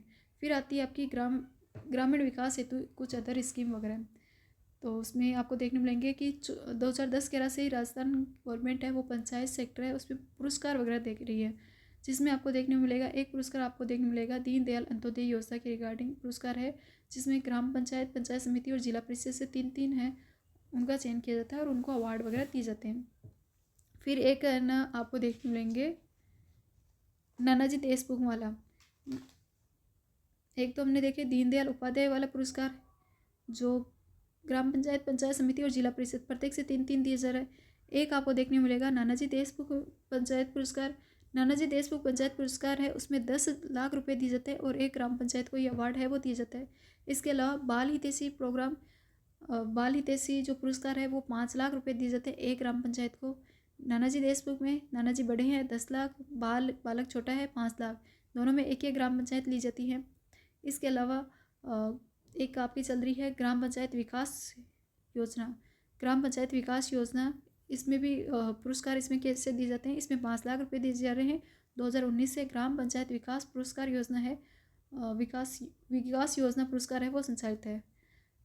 इसमें 5 लाख रुपए 2019 में से इसको स्टार्ट किया था, तो 5 लाख रुपए इसमें दिए जाते हैं। एंड इसके अलावा कुछ अदर विशेष श्रेणी के भी अवार्ड वगैरह दिए जाते हैं, जिसमें ऊर्जा के रिगार्डिंग दिया जाता है। एक तो ग्राम ऊर्जा स्वराज के रिगार्डिंग ग्राम ऊर्जा स्वराज विशेष पंचायत पुरस्कार, जिसमें देश की जो भी 3 सबसे टॉप की ग्राम पंचायत हैं उनको उनके ऊर्जा के नवीनीकरण कार्य हेतु ये अवार्ड है वो दिया जाता है, ग्राम पंचायत स्वराज विशेष पंचायत पुरस्कार। इसके अलावा एक होता है कार्बन न्यूट्रल विशेष पंचायत पुरस्कार, ये भी 3 ग्राम पंचायतों को दिया जाता है। ये दोनों 3-3 को दिए जाते हैं, दोनों एनर्जी से जुड़े हुए हैं। एक तो है ग्राम ऊर्जा स्वराज विशेष पंचायत पुरस्कार, एक है आपके कार्बन न्यूट्रल विशेष पंचायत पुरस्कार। विशेष पंचायत पुरस्कार है दोनों, एक तो ग्राम ऊर्जा स्वराज विशेष पंचायत है और एक है कार्बन न्यूट्रल विशेष पंचायत। 3-3 ग्राम पंचायतों को दिया जाता है। इसके अलावा अन्य कुछ इंपॉर्टेंट स्कीमें आपको एक देखने मिलेगी। ग्राम पंचायत विकास योजना 2015 से स्टार्ट की गई थी गवर्नमेंट ऑफ इंडिया द्वारा। इसमें टैगलाइन आपको देखने मिलेगी, सबकी योजना सबका विकास। इसका एक टैगलाइन आपको देखने मिलेगी, सॉरी टैगलाइन नहीं है, इसी ग्राम पंचायत विकास योजना है, इसी का एक पार्ट के रूप में इसे एक और पार्ट लॉन्च किया गया था, सबकी योजना सबका विकास, इसी का भाग है सबकी योजना सबका विकास योजना है, वो भी इस ग्राम पंचायत विकास योजना का ही पार्ट है। 2015 से संचालित है, गवर्नमेंट ऑफ इंडिया द्वारा संचालित है ग्राम पंचायत विकास योजना। 2015 से भारत सरकार ने स्टार्ट किया है। पंचायती राज का जो मंत्रालय है उसके द्वारा संचालित है और इसी के एक तहत अभियान एक चलाया जा रहा है, सबकी योजना सबका विकास अभियान कैंपेन है वो संचालित है। ग्राम सभा है वो इसमें इम्पोर्टेंट रोल निभाती है, ग्राम सभा की सहमति से ये कार्य वगैरह किए जाते हैं। इसमें मेन रोल इसमें ग्राम सभा का रहता है। इसके अलावा एक आपको देखने मिलेगी स्वामित्व योजना, 24 अप्रैल 2020 को स्टार्ट की गई थी। जो भी भूमि के डाटा होते हैं उनको डिजिटल करने के रिगार्डिंग ये स्कीम देखने मिलेगी। पंचायती राज विभाग है उसके द्वारा संचालित है, वो इसका डिपार्टमेंट है। पंचायती राज विभाग, सर्वेक्षण विभाग और राजस्व विभाग, 3 डिपार्टमेंट हैं। पंचायती राज, सर्वेक्षण विभाग और राजस्व विभाग, 3 डिपार्टमेंट इसमें मिलकर कार्य कर रहे हैं। 24 नवंबर 2020 से स्टार्ट की गई थी स्वामित्व योजना। इसमें मेनली रूप से ड्रोन सर्वे किया जाता है, पंचायत के रिगार्डिंग रूल्स वगैरह बनाए जाते हैं। 1996 के तहत इसमें जो पंचायती राज के रूल बने हुए हैं उसके तहत पट्टा जारी किया जाता है और 7 जिलों में ड्रोन सर्वे का कार्य है वो इसमें योजना में कर लिया गया पूर्ण। बाकी से इसमें प्रगतिरत है, लेकिन 7 जिलों में तो ड्रोन सर्वे का कार्य है वो पूरा राजस्थान में कर लिया गया है स्वामित्व योजना के तहत। हालांकि 7 जिले कौन कौन से हैं वो इसमें मेंशन है, वो नहीं किए गए हैं। पंचायती राज मंत्रालय रूल्स कौन से हैं 1996 के तहत, उसके तहत पट्टा जारी किया जाता है, ड्रोन सर्वे किया जाता है। पंचायती राज विभाग, सर्वेक्षण विभाग और राजस्व विभाग के तहत संचालित है स्वामित्व योजना। 24 अप्रैल 2020 से स्टार्ट है। इसके अलावा एक आती है आपकी श्री अन्नपूर्णा रसोई योजना ग्रामीण। श्री अन्नपूर्णा रसोई योजना ग्रामीण है 10 सितंबर 2023 से स्टार्ट की गई थी। संचालन इसका किया जा रहा है राजीविका के माध्यम से, सेल्फ हेल्प ग्रुप के द्वारा संचालित है। इसमें रसोई देखने को मिलेगी 982 रसोई, दोपहर में रात्रि भोजन और भी इसमें व्यवस्था की जाती है और इसमें जो अनाज दिया जाता है, खाद्यान्न दिया जाता है वो 600 ग्राम ओवरऑल मटेरियल दिया जाता है, जिसमें 300 ग्राम चपाती होती है। 300 ग्राम चपाती के अलावा 100 ग्राम दाल, 100 ग्राम सब्जी और 100 ग्राम मिलेट्स वगैरह है वो दिए जाते हैं, मोटा अनाज है वो दिए जाते हैं, जिसमें चावल की खिचड़ी भी हो सकती है या फिर मिलेट्स हो सकता है। तो इस प्रकार टोटल ओवरऑल इसमें 600 ग्राम भोजन है वो प्रोवाइड कराया जाता है। 982 रसोई है वो इसमें इंक्लूड की गई है और जो लाभार्थी है उसको 8 रुपये में ये भोजन है वो प्राप्त हो जाता है। गुणवत्तापूर्ण स्वादिष्ट भोजन इसमें मिल जाता है। ऑनलाइन इसकी मॉनिटरिंग वगैरह भी की जा रही है। स्टेट गवर्नमेंट में इसमें खर्च आता है 22 रुपये। स्टेट गवर्नमेंट को पहले खर्च आता था 17 रुपये, जिसे बढ़ाकर ये भजनलाल सरकार है, भजनलाल जी की सरकार ने कितना कर दिया था अनुदान, 22 रुपये कर दिया था। वहीं लाभार्थी को 8 रुपये वे करने होते हैं और इसमें लाभार्थी है उससे SMS के माध्यम से फीडबैक वगैरह भी लिया जाता है। कभी कभी फेक मैसेज भी इसके आ जाते हैं आपके। और आया क्या आपके पास भी कभी अन्नपूर्णा रसोई योजना का? वैसे मेरे पास आया था लास्ट ईयर कि धन्यवाद इस प्रकार से था कि इससे अन्नपूर्णा रसोई योजना में कुछ खाने वाना लेने की, अभी मुझे क्लियर याद नहीं है, आया इसी का था। लेकिन वो लोग क्या मैसेज तो सेंड कर दिया, लेकिन वो मेरा नाम वगैरह उनको पता ही नहीं था, नाम वगैरह कुछ अलग ही डाला था। तो मैं तो कभी गई भी नहीं, वो आया कैसे ये मैसेज? तो फेक भी इसमें डाटा है वो अपलोड किए जाते हैं, या फिर हो सकता है जो जिस व्यक्ति ने भी खाना वगैरह खाया हो उसने गलत नंबर या फिर 1-2 डाटा चेंज कर दिए होंगे नंबर के, तो हो सकता है उस वजह से मेरे पास आया हो मैसेज। तो अन्नपूर्णा रसोई योजना है, आपको याद रखनी है, ग्रामीण एरिया में और शहरी एरिया में दोनों में चल रही है। ग्रामीण एरिया में इसको चलाते हैं आपके राजीविका के द्वारा, इसके द्वारा संचालन किया जाता है। सेल्फ हेल्प ग्रुप यानी जो SHG है, सेल्फ हेल्प ग्रुप स्वयं सहायता समूह, उसकी सहायता से राजीविका इसको संचालित कर रही है। 10 सितंबर 2023 को स्टार्ट की गई थी।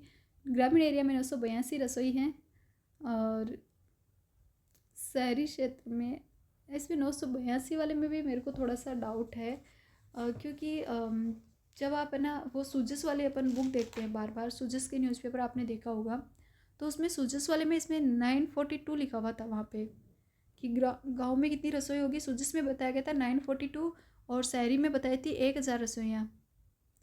यहीं यहाँ पर जो बताया गया है वो है 982। और सिटी में, सिटी वाली इसमें आती नहीं, सिटी वाली आगे आगे की स्कीम में आएगी।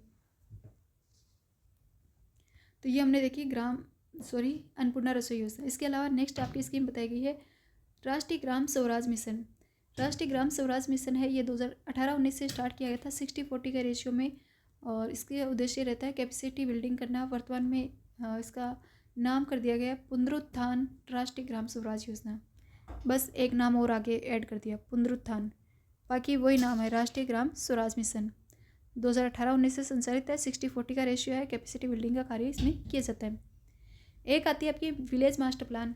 जैसे आपके शहरों में 20 वर्ष के लिए विलेज मास्टर प्लान आता है, वैसे गाँव में विलेज मास्टर प्लान आता है, लेकिन गाँव वाला विलेज मास्टर प्लान है वो 30 वर्ष के लिए होता है। कितने टाइम के लिए? 30 वर्ष के लिए होता है। और शहरों में आता है वो कितना होता है? 20 वर्ष होता है। इसके अलावा एक आपको याद रखना अम्बेडकर भवन। अम्बेडकर भवन है, ये 2019-20 में स्टार्ट की गई थी ये स्कीम, और इसमें ग्राम पंचायत लेवल पर एक अम्बेडकर भवन बनाने के लिए 50 लाख रुपए की लागत से एक भवन है, अम्बेडकर भवन है, वो बनाया जाएगा। 19-20 से स्टार्ट की गई थी अम्बेडकर भवन योजना। इसके अलावा कुछ अदर यहाँ पर डाटा फैक्ट है वो सर ने ऐड किए हैं, वो भी हम देख लेते हैं। बाकी चैप्टर 3 है वो आपका ख़त्म हो गया है, ये भी शायद उसी में थे, इकोनॉमिक सर्वे वाले बुकलेट में थे। मेन जो बुकलेट थी आपके, जो गवर्नमेंट द्वारा ऑफिशियल जारी की गई थी, विकसित भारत संकल्प यात्रा का उसमें वर्णन किया गया था। विकसित भारत संकल्प यात्रा ये स्टार्ट हुई थी 16 दिसंबर 2023 से, और 16 दिसंबर 2023 से या 26 जनवरी 2024 के मध्य संचालित थी। सरकार की योजनाओं के बारे में जागरूकता के रिगार्डिंग ये देखने मिलेगी। राजस्थान इसमें इम्प्लीमेंट करने में राजस्थान फर्स्ट था। किस योजना में? विकसित भारत संकल्प यात्रा योजना में 16 दिसंबर 2023 से स्टार्ट की गई थी, 26 जनवरी 2024 के मध्य तक सरकार की योजनाओं के बारे में जागरूकता फैलाने के रिगार्डिंग ये स्कीम थी। राजस्थान इसके क्रियान्वयन में फर्स्ट था, इसलिए इसको लिखा गया था। दिसंबर 2023 से 26 जनवरी 2024 के मध्य हमने विकसित भारत संकल्प यात्रा निकाली। एक है हर घर तिरंगा अभियान। हर घर तिरंगा अभियान है वो 13 से 15 अगस्त 2023 के मध्य चलाया गया था। नोडल डिपार्टमेंट आपको पंचायती राज विभाग आपको देखने मिलेगा। राजस्थान में 14 लाख झंडे वगैरह फहराए गए थे। इसमें हर घर तिरंगा अभियान के तहत राजस्थान में 14 लाख झंडे फहराए गए थे। नोडल डिपार्टमेंट आपके पंचायती राज विभाग था 13 से 15 अगस्त 2023 के मध्य। एक आपको देखने मिलेगा ग्रामीण अवसंरचना के रिगार्डिंग। ग्रामीण अवसंरचना के रिगार्डिंग फैक्ट में आपको देखने मिलेगा कि सड़कें डेवलप की गई हमारे राजस्थान में 1,91,547 किलोमीटर की सड़कें वो बनाई जा चुकी है। विद्युत में देखोगे तो 100% गाँवों का विद्युतीकरण किया जा चुका है। गांव देखोगे तो 43,965 गाँव है जिनका विद्युतीकरण किया गया है। 43,965 गाँव है उनका विद्युतीकरण किया जा चुका है। और सड़कें कितनी बन चुकी है? 1,91,547 किलोमीटर की सड़कें वो बनाई जा चुकी हैं।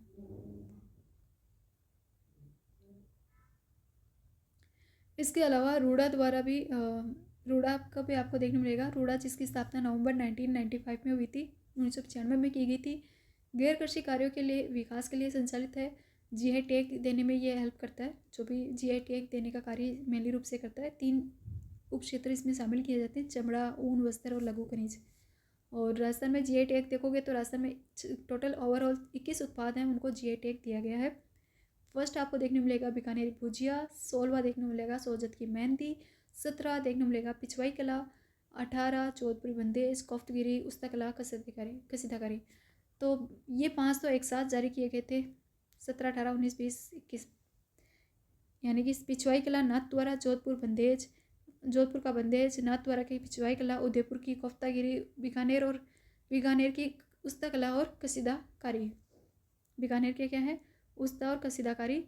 उदयपुर की कोफ्तगिरी, जोधपुर का बंदेज, पिछवाई कला नाथ द्वारा की। और 16वां था सोजत की मेहंदी पाली। और फर्स्ट था आपकी बीकानेर भुजिया। इसके अलावा मथानिया मिर्च है, उसको भी जीआई टैग दिलाने के लिए प्रयास है वो किए जा रहे हैं। और इसके लिए हाल ही में एक स्पेशल टीम भी आई थी, फ्रांस का एक डेलीगेशन आया था सर्वे करने के लिए। मथानिया मिर्च के रिगार्डिंग भी जीआई टैग दिलाने के लिए प्रयास है वो किए जा रहे हैं। तो ये रूड़ा है जो गैर कृषि कार्यों के विकास के लिए कार्य करता है। नवंबर 1995 में इसकी स्थापना हुई थी। जीआई टैग दिलाने में ये हेल्प करती है। राजस्थान के टोटल 21 उत्पाद है उनको जीआई टैग दिया गया है।